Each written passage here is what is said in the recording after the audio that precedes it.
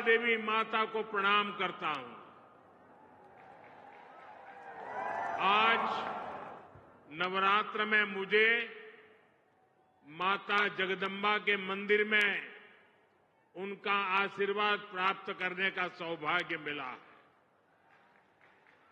मैंने संत सेवालाल महाराज और संत रामराव महाराज जी की समाधि पर जाकर उनका आशीर्वाद भी लिया है। मैं इस मंच से इन दोनों अपने महान संतों को शीश झुका करके नमन करता हूं।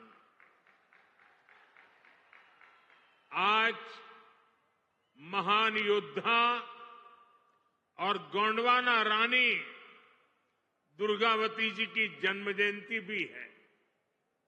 पिछले वर्ष देश ने उनकी 500वीं जन्म जयंती मनाई थी। मैं रानी दुर्गावती को भी नमन करता हूं। साथियों, आज हरियाणा में मतदान भी हो रहा है। मैं हरियाणा के सभी देशभक्त लोगों से अपील करूंगा कि ज्यादा से ज्यादा संख्या में वोट करें। आपका वोट हरियाणा को विकास की नई ऊंचाई पर ले जाएगा। साथियों, नवरात्रि के इस पवित्र समय में मुझे अभी पीएम किसान सम्मान निधि की 18वीं किस्त जारी करने का अवसर मिला है। देश के 9.5 करोड़ किसानों के खातों में आज 20,000 करोड़ रुपए ट्रांसफर किए गए हैं। महाराष्ट्र की डबल इंजन की सरकार तो यहां के किसानों को डबल फायदा पहुंचा रही है। नमो शेतकारी महासम्मान योजना के तहत महाराष्ट्र के 90 लाख से ज्यादा किसानों को करीब 1900 करोड़ रुपए दिए गए हैं। आज कृषि, पशुपालन और किसान उत्पाद संघ एफपीओ से जुड़े सैकड़ों करोड़ रुपए के प्रोजेक्ट भी जनता को समर्पित किए गए हैं। पोहरा देवी के आशीर्वाद से मुझे अभी लाड़की बहन योजना की लाभार्थियों को मदद देने का भी सौभाग्य मिला है। ये योजना नारी शक्ति का सामर्थ्य बढ़ा रही है। मैं महाराष्ट्र के भाई बहनों को, देश के सभी किसान भाई बहनों को हार्दिक बधाई देता हूं। साथियों, आज यहां आने से पहले मुझे पोहरा देवी में बंजारा विरासत संग्रहालय के लोकार्पण का भी सौभाग्य मिला है। देश की महान बंजारा संस्कृति, इतनी बड़ी विरासत, इतनी प्राचीन परंपरा, ये म्यूजियम देश की नई पीढ़ियों को इनसे परिचित कराएगा। और मैं आप सबसे आग्रह करता हूं, ये जो मंच पर बैठे हैं उनको भी आग्रह करता हूं कि आज जाने से पहले ये बंजारा विरासत संग्रहालय देख करके ही जाना।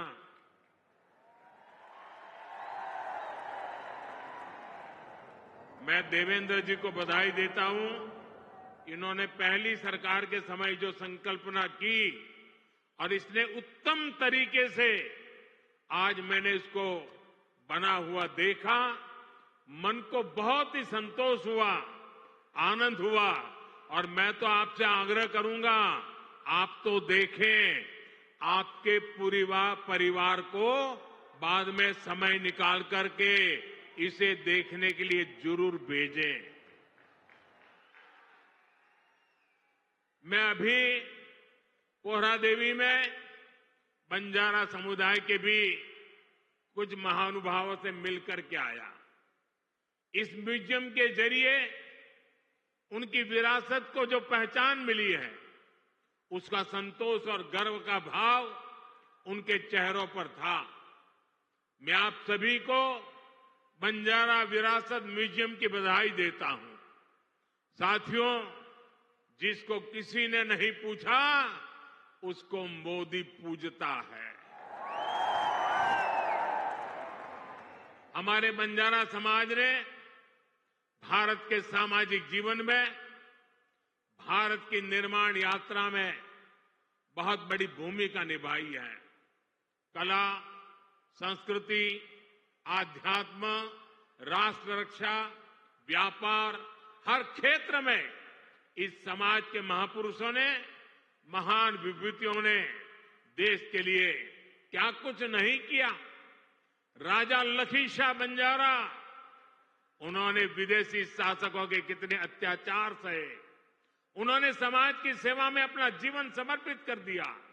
संत सेवालाल महाराज, स्वामी हाथीराम जी, संत ईश्वर सिंह बापू जी, संत डॉक्टर रामराव बापू महाराज, संत लक्ष्मण चैतन्य बापू जी, हमारे बंजारा समाज ने ऐसे कितने ही संत दिए जिन्होंने भारत की आध्यात्मिक चेतना को असीम ऊर्जा दी।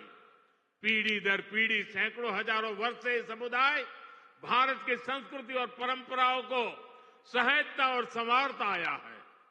आजादी की लड़ाई के समय अंग्रेज सरकार ने इस पूरे समुदाय को ही अपराधी घोषित कर दिया था।